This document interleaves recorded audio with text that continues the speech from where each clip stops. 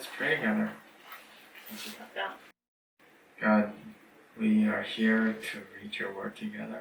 主啊，我们再次在这边来阅读你的话语。 Give us your wisdom. 主啊，求你加添给我们智慧， Speak to us. 求你对我们说话。 And allow us to understand your word the way you want us to understand it. 真的是求你加添给我们智慧，让我们理解你的话语，用你我们理解的方式。 May we be that faithful church just like the church that we're going to read today. 主啊，求你让我们成为那信实的教会，就像我们待会要读的这个教会一样。 So we lift this time up to you. 所以我们把接下来时间交在你的手中。 In Jesus' name we pray. 奉耶稣名祷告。 Amen. We're still on Revelation. 我们今天还是在启示录。 Just do a little bit of a review. Last week we went to the church in Sardis. 所以我们还是复习一下，上礼拜我们讲到撒迪教会。 And we read that Sardis it looked alive, but it's actually dead. 那撒迪教会，耶稣告诉我们说，它看起来是活的，但它实际上是死的。 So what you see on the outside is not what you actually get. 那我们大家都知道，其实就是外表是可以那个欺骗人的。你外表看起来很美好，但不见得里面内心是好的。 The Bible repeatedly warns us about coexisting with the world, and that it means spiritual death. 那从启示录这期间教会，甚至圣经很多其他的经文里面，它都持续的就是在警告我们，在告诉我们说，如果你今天是想要与这个世界存活，就是跟这个世界妥协的话，那就代表你的灵命上是死的。 And this church is a great example of that. 那撒迪教会就是一个很标准的案例。 And so we're at these churches. We only have 2 left. 所以说，我们今天要读到第6个教会。 So today we're reading about the Church of Philadelphia. 所以今天我们要读这个给非拉铁非教会的信。那 Philadelphia 大家应该是美国都有听过，就是费城。Philadelphia. 就是 Philadelphia， 就是在 New Jersey Northeast. 的 Jersey south of Jersey. 就是在纽泽西州的南边这样子。South and to the west. But that's not the Philadelphia we're talking about. 但今天的这个斐拉铁非是在讲，就是小亚细亚这边的斐拉铁非。So we're going to read chapter 3 of Revelations, verses 7 to 13. 所以我们现在要读启示录第3章7到13节。 And I'll let you read. 那我们一起读。你要写信告诉斐拉铁非教会的天使，那位圣洁真实拿着大卫的钥匙，开了门无人能关，关了门无人能开的主说：我知道你的行为，你力量微小，却遵守了我的教导，没有背弃我的名。所以看哪，我在你面前为你打开了一扇无人能关闭的门。看哪，我要使撒旦的同伙，就是那些假冒犹太人的说谎者，在你面前俯伏下拜，让他们知道你是我所疼爱的，因为你遵守我有关坚忍的教导。所以当将来的试炼临到全人类的时候，我必使你免受磨难。我很快就要来了，你要持守你所拥有的，免得有人夺去你的冠冕。我要使得胜者在我上帝的殿中做栋梁，永不离开。我要将我上帝的名号和我上帝圣城的名号，就是从天上我上帝那里降下来的新耶路撒冷和我自己的新名号，都刻在它上面。圣灵对各教会所说的话，凡有耳朵的都应当听。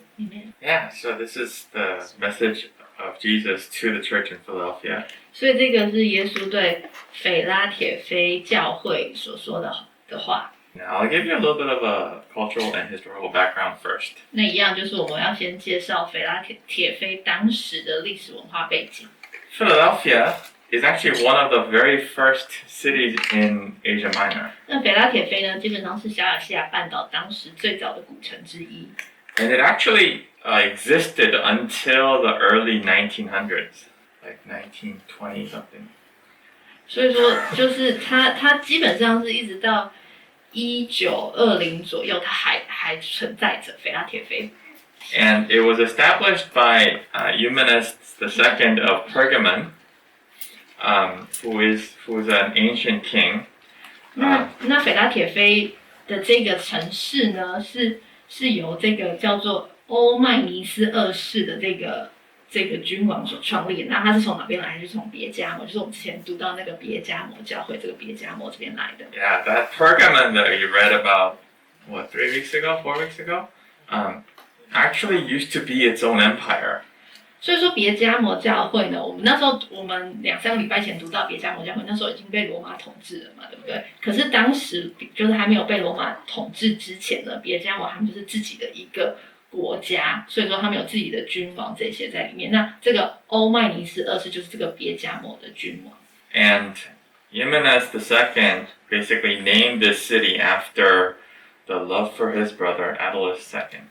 那这个腓拉铁非是怎么命名的呢？就是有这个君王欧迈尼斯二世，就是为了要表达他对他弟弟阿塔罗斯二世的爱，所以说他就命名了这个城市叫做腓拉铁非。那为什么说这个是腓拉铁非是表示他对他弟弟的爱呢？因为腓拉铁非这个名字 Philadelphia 这个名字呢，就是弟兄的爱的意思。Phila means comes from philos, which is a brotherly love. And so the city of brotherly love is what Philadelphia really means. 所以说就是腓拉铁非 Philadelphia 费城这个名字，它的真正的名字就是兄弟之爱之城。Surprisingly, though, in the Roman Empire, Philadelphia was under the administrative district of Sardis. 那在就是我们说过之前那个腓拉铁非是那个别迦摩的。但是现在不是，他被罗马帝国统治了嘛，对不对？那他在罗马帝国统治之下的时候，腓拉铁非基本上他是在撒狄的这个管理的区域当中，就是这个类似这个县市这样子 district 对，yeah, sort of like that. And so, just like Sardis, Philadelphia also suffered very badly during the earthquake in 17 AD. 那就像跟撒狄我们上礼拜讲的一样，腓拉铁非也是在西元17年的时候因为地震受创严重。And so Tiberius also exempted Philadelphia from paying taxes for an extended period of time. 那当时这个罗马帝国的这个皇帝啊，提贝里乌斯就是跟他对撒狄做一样的事情，他也免除了腓拉铁非他的税金。But the one that really helped this city rebuild was Gaius, the next emperor after Tiberius. 那真的帮助就是腓拉铁非重建的那个的罗马皇帝呢？是盖乌斯这个罗马皇帝，就他下一任就是这个贝里乌很多斯被提贝里乌斯的下一任叫盖乌斯。So basically, if you want to make sense of all this, between Tiberius and Gaius, you get the entire history from the Gospels all the way to the end of Acts.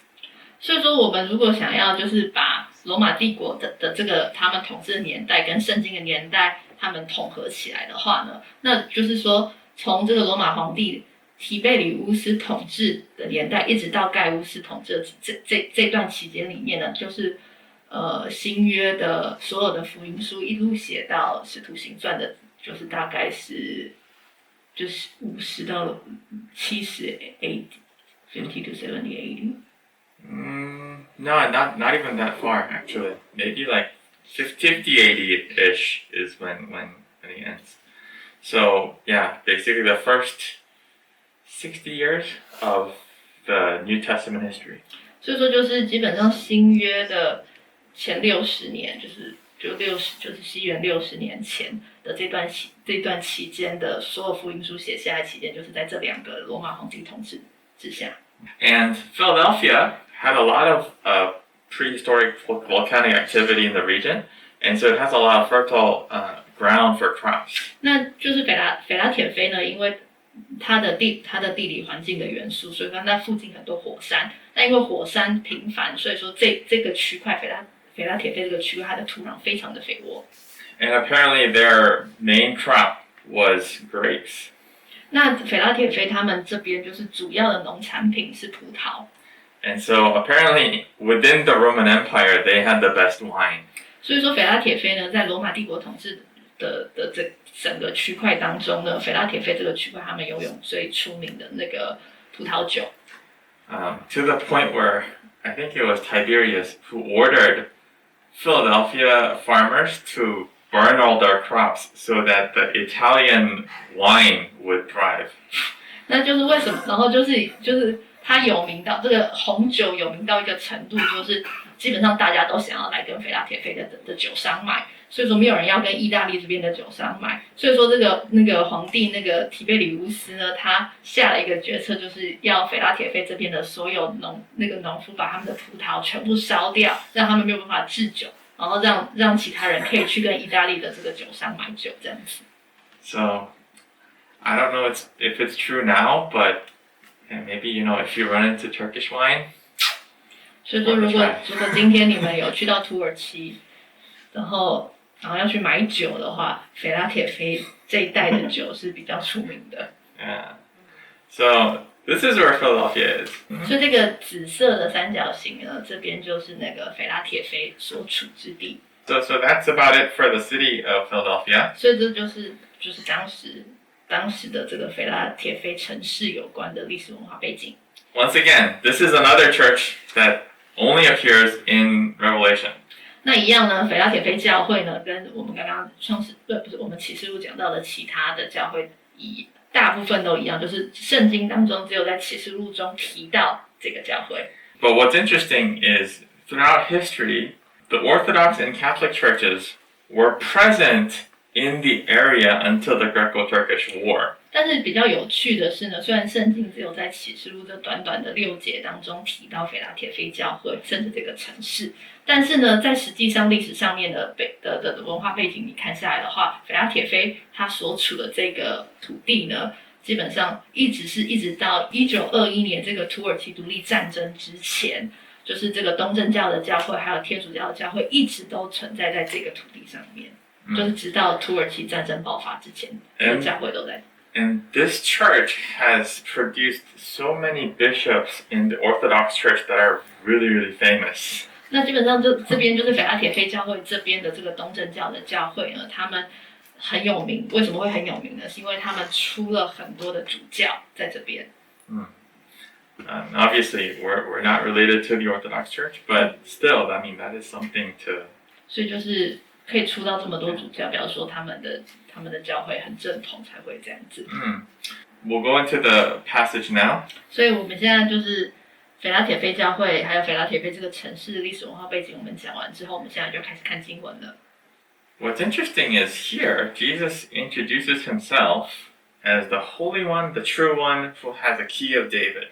那这边的耶稣他介绍自己的方式，在这边这一段很有趣。他说：“我是那一位圣洁真实拿着大卫的钥匙。” Every other introduction of himself that Jesus does to the other 7 churches, or the other 6 churches, you can see those introductions at the end of chapter 1.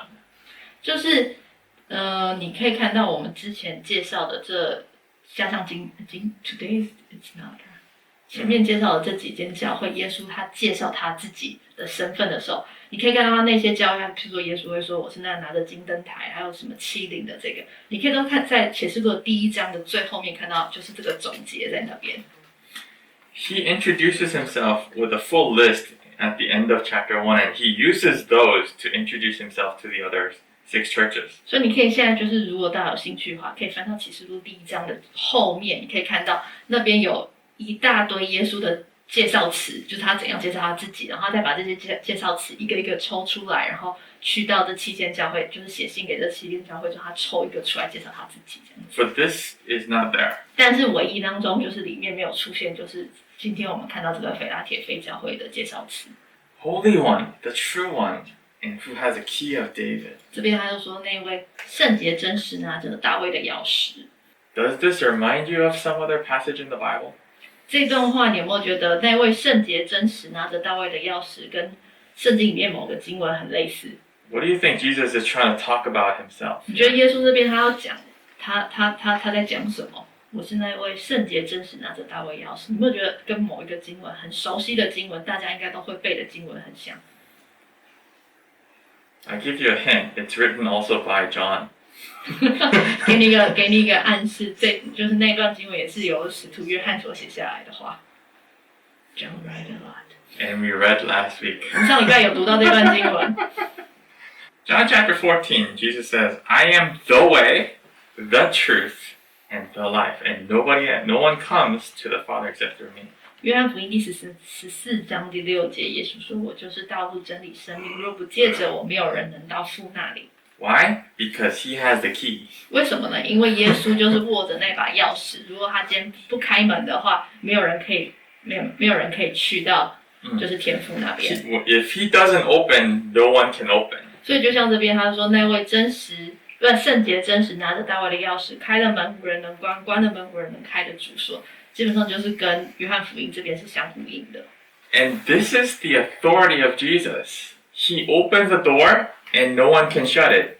And he closes the door and no one can open it. 所以一开始呢，就是在腓拉铁非教会这边第3章这边，耶稣就又再一次的宣告自己的主权。他说：“我就是那位，我只要把门打开，就没有人有任何的力量、任何的权柄可以把这个门关上。那我关的话，也没有人有任何的力量可以打开。” And why does he say this? 那为什么耶稣这边他要这样介绍他自己嘞？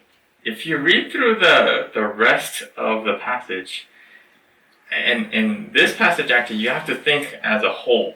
那我说过，就是因为我们刚刚读的那虽然只是短短的大概6、7节，可是它是写给腓拉铁非教会的书信，所以说你读不可以只有读一节一节，你要就是读信嘛，你要从头读到尾，然后要去想，就是耶稣为什么要这样子写。It says, I know your works. 这边他说我知道你的行为。And what works? We don't know what those works are. 但是我们不知道什么行为。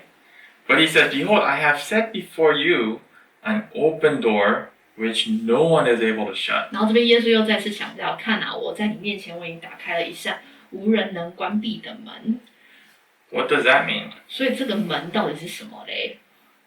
This is the connection between this part, his introduction of himself, and this passage here. 所以说基本上呢，耶稣这段话呢，我在你面前为你打开一扇无人能关闭的门，基本上就是跟他前面就是耶稣介绍自己，我是那位圣洁真实拿着大卫的钥匙，开了门无人能关，关了门无人能开的主，就是这个是互相呼应的。And so Jesus, he is the true descendant of David, right? 那我们大家都知道，耶稣就是他是大卫的后裔嘛，对不对？ And he's the one that the entire Old Testament is pointing to. 他也就是旧约当中所有不管是先知这些人所指向的那位大卫的后裔。And we just read, he is the only way to God. 然后我们也知道，就是约翰福音这边有讲到，耶稣就是道路、真理、生命，他是唯一通往神的道路。And so this one who is able to open any door and keep it open, he says, I have set before you an open door. 然后这位耶稣呢，他有这样子权柄。这个耶稣呢，他说：“我在你面前为你打开了一扇无人能关闭的门。” And hold on that thought. 那我们先把这段话，我为你打开那扇无人能关闭的门，先放在脑海当中。He says, you have but little power. 然后这边耶稣前面有讲到说：“我知道你的行为，你力量微弱。” This probably doesn't mean that they are just weaklings.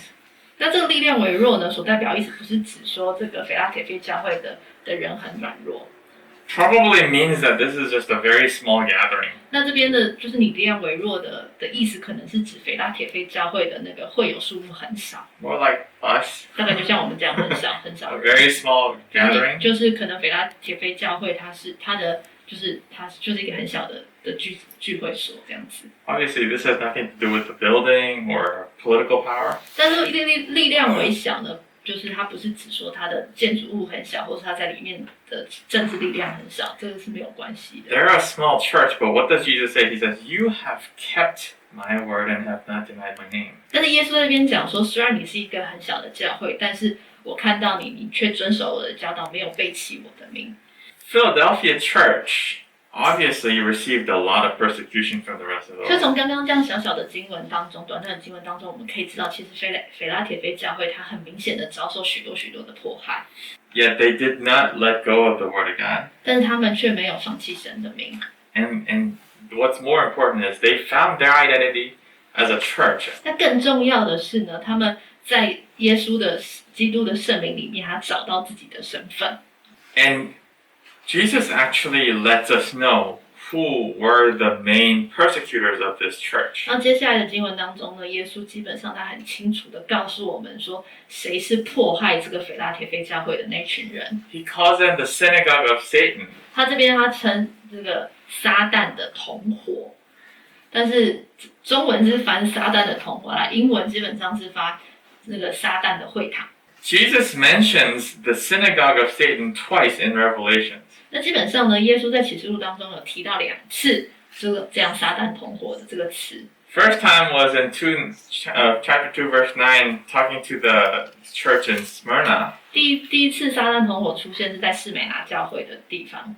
And the second time is here. 那第2次就是在我们今天读的这个启示录第3章的地方。And Satan's synagogue is God's evaluation of these Jewish people, the people of Judaism. 那这边呢，我们中文是翻撒旦的同伙，但是我觉得这边要用英文看比较顺。英文就是写说撒旦的会堂。那会堂我们都知道，会堂就是当时这些犹太教的这些犹太人聚集在一起，他们崇拜敬拜神的地方。那这个耶稣说2次撒旦的会堂呢，就是表示说神在对这些犹太人，就是犹太人本来是神所拣选的子民嘛，对不对？所以神对他这些所拣选的子民的评价呢，是撒旦的同伙，就是跟撒旦在一起的。I mean,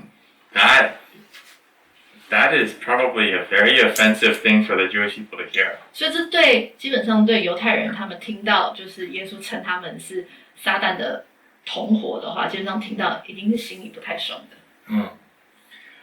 But because Jesus calls them the synagogue of Satan, this indicates that the majority of the persecution came from the Jewish people in Philadelphia. 那就是因为耶稣称那个腓拉铁非的犹太会堂为撒旦的会堂，撒旦的同伙，让我们知道说，就是腓拉铁非教会里面的会友多半都是从原本的犹太教转信成基督教的这些犹太人所组成的。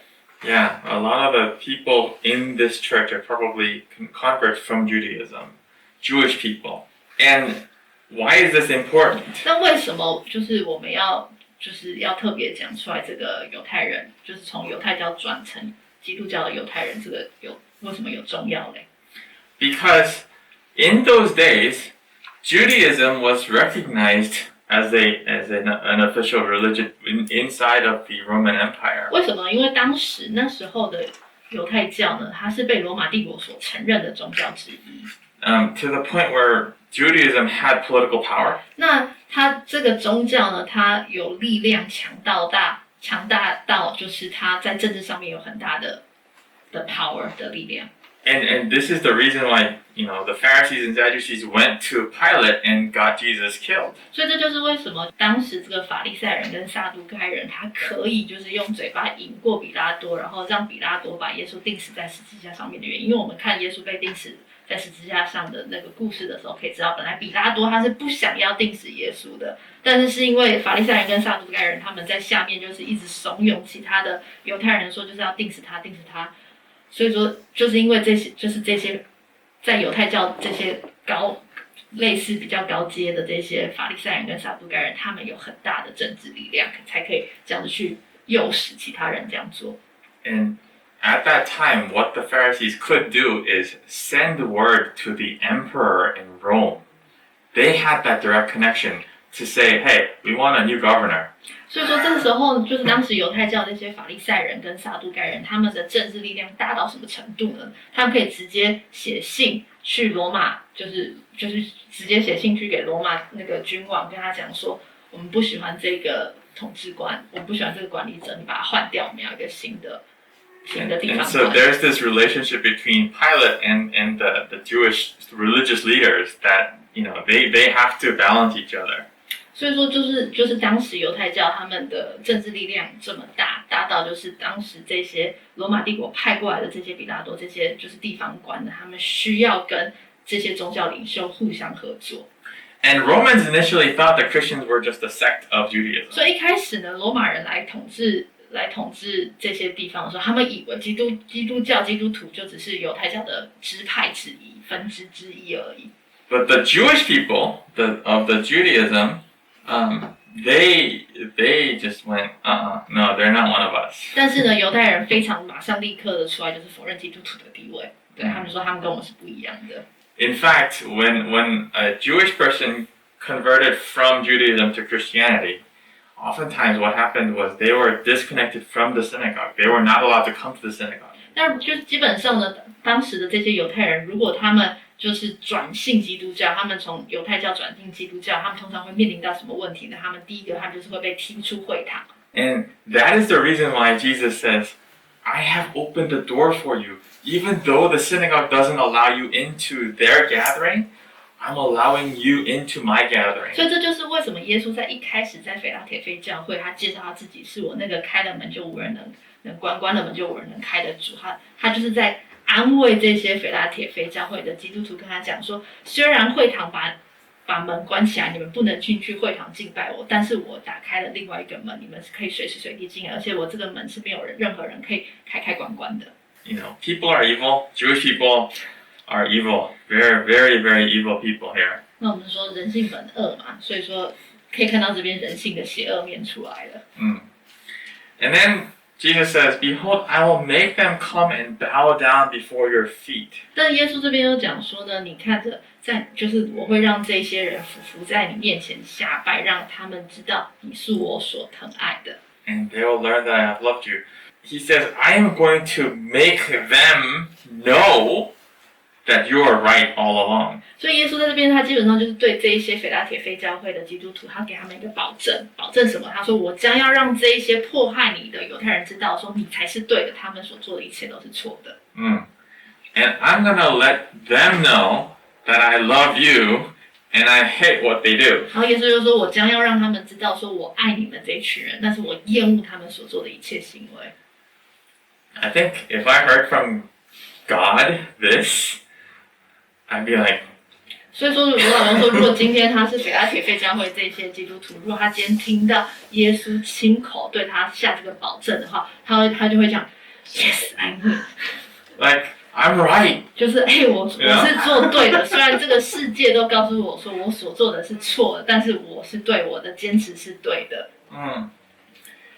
And then Jesus says, because you have kept my word about, patient endurance, I will keep you from the hour of trial that is coming to the whole world. 然后接下来耶稣就讲说，因为你遵守有关坚忍的教导，所以说当将来试炼临到全人类的时候，我必使你免受磨难。So there is an end coming. 所以说这边的耶稣基本上他很清楚的告诉我们说，的确就是会有末日的来临，会有终点会来临，会有一个结果的。For those of us who are faithful, this is an end to the suffering and the persecution, the sickness and all the terrors of this world. 所以说，对那些信实跟随我的人呢，这个世界上所带来的迫害、痛苦、病痛，就是流泪，这些就是这个终了即将要到来。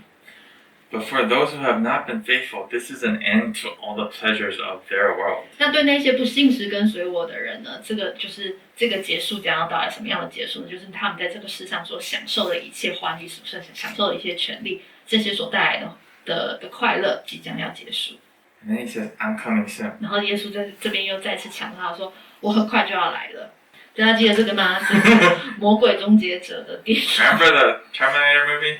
Way back when? 这大概是20年前的。I'll be back. 对，就是那个，就是最经典，他掉下去他说我会再回来的那个的手势。Yeah, same thing. I'm coming soon. I'll be back. 所以他就是。Yeah, Jesus is not dead. 所以耶稣说我很快就要来了，表示耶稣 coming back. 耶稣就是他有2个，他保证2个，就是我没有死，其实我在十字架在十字架下面，我的肉体被钉死，但是我的灵是活着的。然后他再次强调说，我即将回来，我会回来带你们。And he says, hold fast what you have so that no one may seize your 然后 crown. 这边他又说，你要持守你所拥有的，免得有人夺去你的冠冕。What do you have? 所以 Hold fast to the word of God 所以这边你要持守你所拥有的，拥有的什么？就是紧紧抓住神的话， and continue to live faithfully by it. 持续信实的活出神的话语。所以这就是持守你所拥有的。然后这边基本上就是他就是耶稣要讲说，就是持守你所拥有的信心，保守你的信心。And it says, the one who conquers, I will make him a pillar in the temple of my God. 然后这边呢，他又说，我要使得胜者在我上帝的殿中做栋梁。We have a lot of construction people here. What does a pillar do? 在这边我们有很多就是建筑业者，对，跟建筑相关的栋梁梁柱在房子里面所担当的身份工作是什么？支撑 support。 Yeah, right?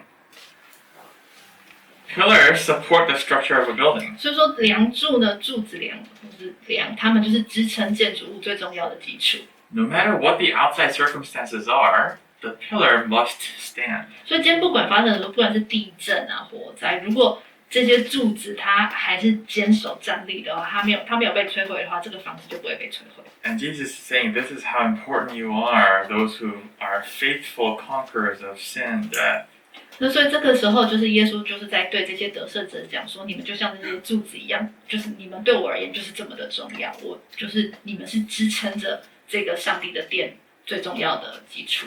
If you go to Al-Sahir in Turkey today, 如果你今天去到土耳其的阿拉萨希尔这个地方， this is the remains of what is Philadelphia. 所以这个阿拉萨希尔它就是之前这个腓拉铁非的遗迹所在之处，它在目前就是在土耳其。And so there is a church called St. John's Church built around 那你可 680. 以看到，就是大概在西元600年的时候所建立的一个叫做圣约翰教会的遗迹。And this basically was a Byzantine interpretation of this passage. 那这个就是这个圣约翰教会这个遗迹呢，是拜占庭他们对启示录第3章12节的释义，他们的解释就是这样子。If you search Philadelphia Al-Sahir, this is what you'll see. 所以说，如果你在 Google 搜寻那个阿拉塞希尔，然后那个腓拉铁非教会的话，这个就是你看到的照片。These are the pillars of that church. 所以这个柱子呢，那个柱子就是那个教会的柱子的遗迹。 There used to be domes on top. 所以上面呢，就是它本来就是那种圆弧的，就是巨大的那种感觉。 But this area has a lot of seismic activity, so what is left is these pillars. And the domes, the entire rest of the basilica, they're all down. 那基本上呢，就是我说过，就是腓拉铁非这个教会，他们因为火山很频繁，所以地震很频繁嘛，对不对？所以说最后他们只有就是剩下的这个教会，只剩下的那个柱子留下来，因为他们就是最坚固的东西。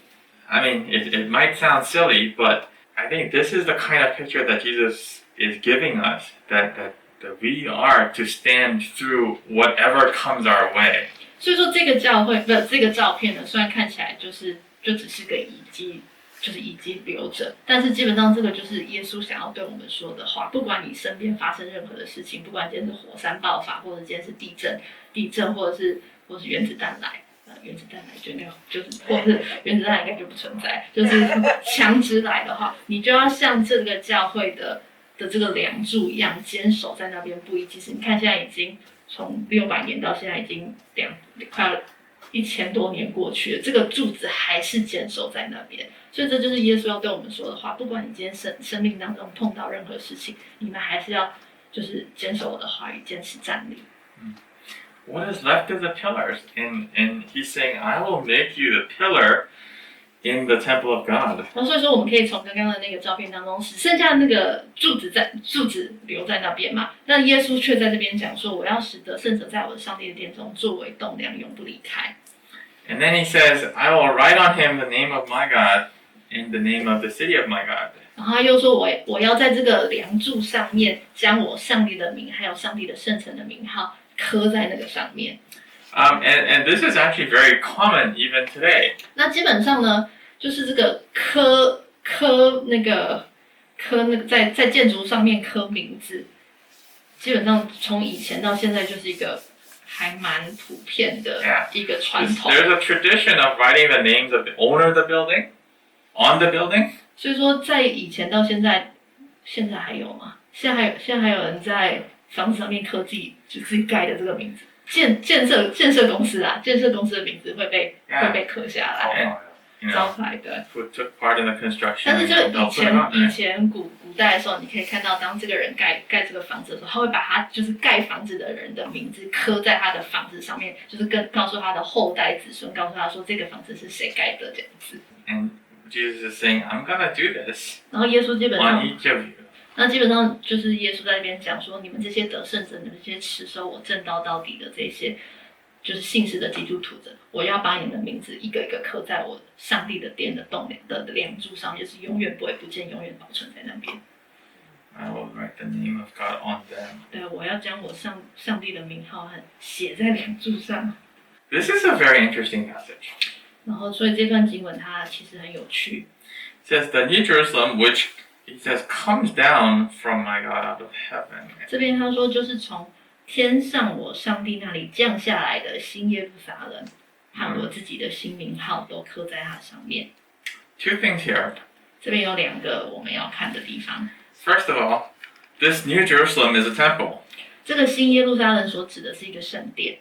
And the pillars of this temple are the faithful Christ followers. 那我们有说到这个圣殿，它的梁柱是我们这些信实跟随的基督徒者。And we just read each of them are marked with the name 然后 of 这边我 God. 们刚刚上面有看到，就是这些圣殿的梁柱上面，每一个梁柱上面呢，都有被神跟耶稣的名号所标示在上面。But let me ask you a question. Where is heaven? 所以这时候我就来问大家问题：天堂在哪里？ And what is your understanding of eternity with God? 那你对就是永远跟神在一起这个永生的理解又是什么嘞？ When you go to Sunday school, we often, when it comes to the end of time, we learn that, we're going to be raised up and meet God in the sky and He'll, I guess, transport us to heaven. 那我不知道大家就是在那个主日学的时候有，就是当主日学的时候会教导到，就是当最后末日审判的时候，就是我们最后所有人会被耶稣就是在叫醒，类似叫醒，然后这些跟随耶稣、乖乖跟随耶稣这些人，最后会被耶稣一起带到天上去，然后在天堂跟耶稣永远在一起。So we think that we're gonna be moved to another place called heaven. 所以对基督徒一般来讲，我们从小的教导就是说，我们是要被带到天上去天堂，就是要上去这样子的。But what does this say? 但这边呢，他是说什么？他说从天上我上帝那边降下来的新耶路撒冷。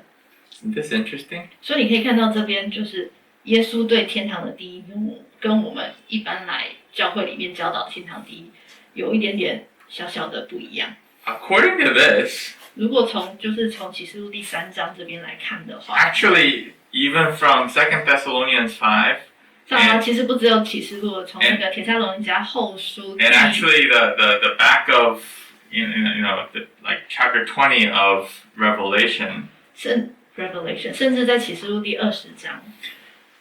in many places in the Bible, what the scripture tells us is that heaven is not somewhere that we go to. 所以说在圣经里面很多讲到天堂的这些经文当中，你可以看到呢，经文里面提到说，天堂不是一个地方是我们要过去的，不是我们要去到那个地方。Whereas it's coming down from God. 天堂是从神那边降下来到我们前面的，对，到我们心里，就是 heaven on earth.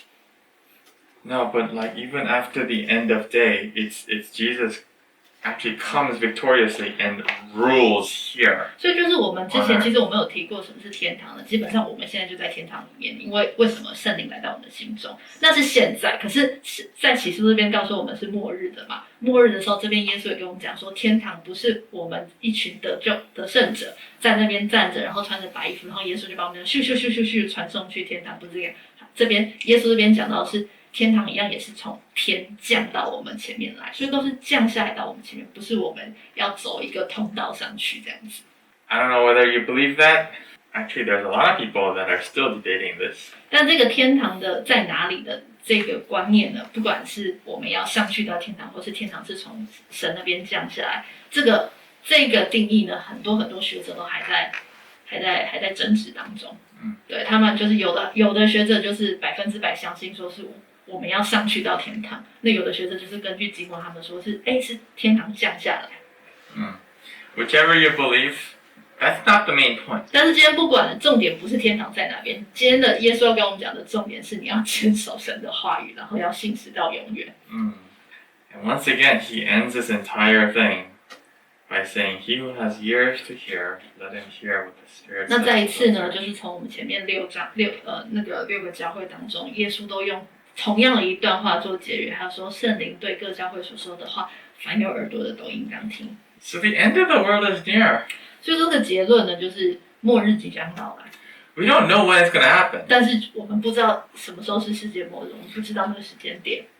However, when we read the book of Revelation and other parts of the Bible, we know how it's going to happen. 但是如果我们今天读启示录，甚至其他圣经经文里面提到末日的话，我们会知道末日是怎么样会发生的。This is what we need to be ready for.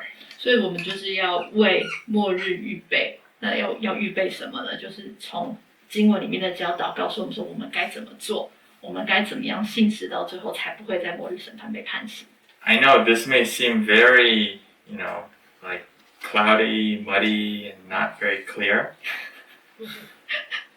我知道，我就是不管是启示录，或是我们现在在讲的启示录，对很多人而言都很像就是走在云端当中，就是其实还是很没有很清楚知道到底发生什么事情。But that's just how it is. 但这就是耶稣所说的话，对。We're not given the exact date or time. 所以我们清楚的知道，就是在圣经里面很清楚的，耶稣也有说，就是这个时间点，连他都不知道，只有父知道。But he gives us clues and he tells us how to prepare for that time. 那基本上呢，就是耶稣没有告诉我们时间点是什么时候，但是他有给我们一些暗示，就是可以告诉我们说，就是看到这些暗示，就是表示末日要来。然后他教导我们，当我们看到这些暗示的时候，我们该怎么做。Any questions? 有没有问题？我知道今天好像有点，是时钟坏掉了。对，时钟坏掉了，可能观察很细微。我想问那个第3章第9节啊。第3章第9节，39。那个有发生吗？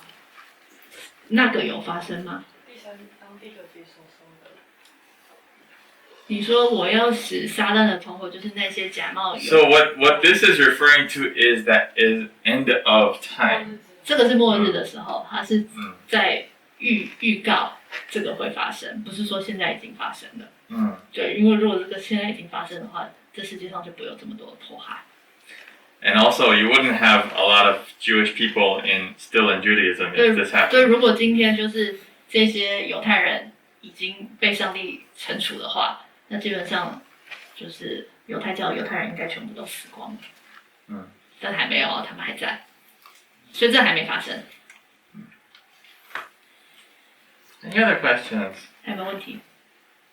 为什么他要提的是大卫的钥匙？他为什么会讲亚伯拉罕的钥匙？为什么是那个 Abraham never had a key. Abraham never had to deal with a door. He lived in tents, right? 对不起了，我揍你！快点，为什么是 David？ 为什么是大卫 No, 呢 but seriously, Abraham lived in tents. David was the one who actually. 那如果现在就是不要说钥匙，要说那个密码锁，是不是？ Yeah, sure. I mean, 没有啊，他是开玩笑，他是开玩笑。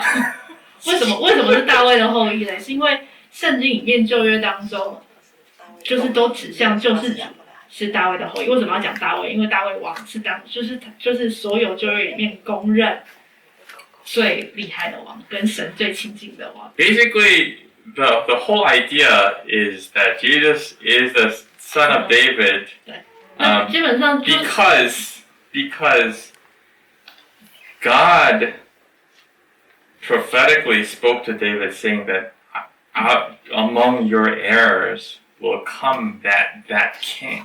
为什么要说大卫的后裔呢？是因为你在旧约里面可以看到，就是神有特别对大卫讲说，在你的后裔当中会出现那个弥赛亚。那这个指的就是耶稣。所以说大卫的钥匙就是这个弥赛亚，他所就是指耶稣，耶稣就是我，就是道路、真理、生命，除了我之外，没有人可以到神那边去。所以这个钥匙指的就是通往神的路。所以大卫的钥匙是这样来，不是这个大卫。So yeah, that's the reason why I mentioned, he is the truth, the way, and the life.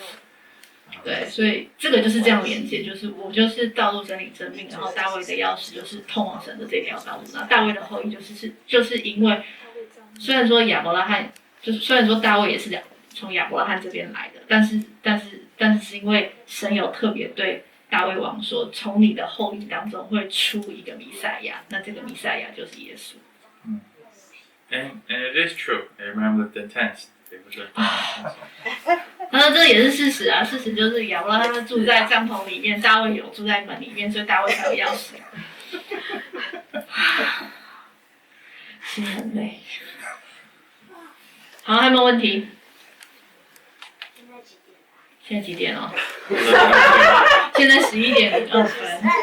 I don't have any questions. Let's just pray. 好，没有问题，我们就祷告了哦。